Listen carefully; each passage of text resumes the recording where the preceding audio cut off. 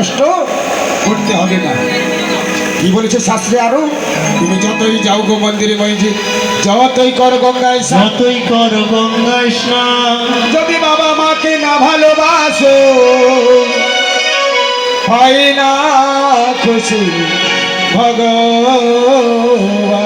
হয় না খুশির ভগবান। তাহলে কি বুঝতে পারলাম? ভগবানকে পেতে গেলে আগে জন্মদাতা পিতা মাতার চরণ আশ্রয় করি, তাদের সেবা যত্ন করে সন্তুষ্ট করতে হবে। তো এদিকে বাবা মায়ের সেবা যত্ন হয় তো? প্রিয় মায়েরা যত্ন সহকারে হয়তো? কারণ দেখুন মা, আমরা কলির মানুষ, যতই কপালে তিলক করে হরি নাম করি না কেন, যত গলায় তুলসী মালা নিয়ে নাম করি না কেন, এই কলির মানুষের কোনোদিন মুক্তি হয় না, আর হবেও না। যে বাড়িতে আসল ভগবান রয়েছে তার সেবা যত্ন করলাম না, মন্দিরে নিয়ে যাচ্ছি থালা ভর্তি মন্ডা মিঠাই দিয়ে গোবিন্দের সেবা দিতে। গোবিন্দ বলছে দাঁড়াও দাঁড়াও ভক্ত দাঁড়াও, তোমার ওই প্রসাদ আমি গ্রহণ করি না।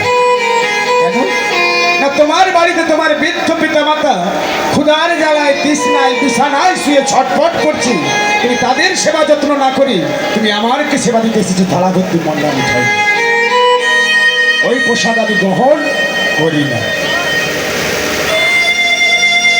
তাহলে আমরা কলির মানুষ তো নাকি? পাপ কোনোদিন তার বাপকেও ছাড়বে না।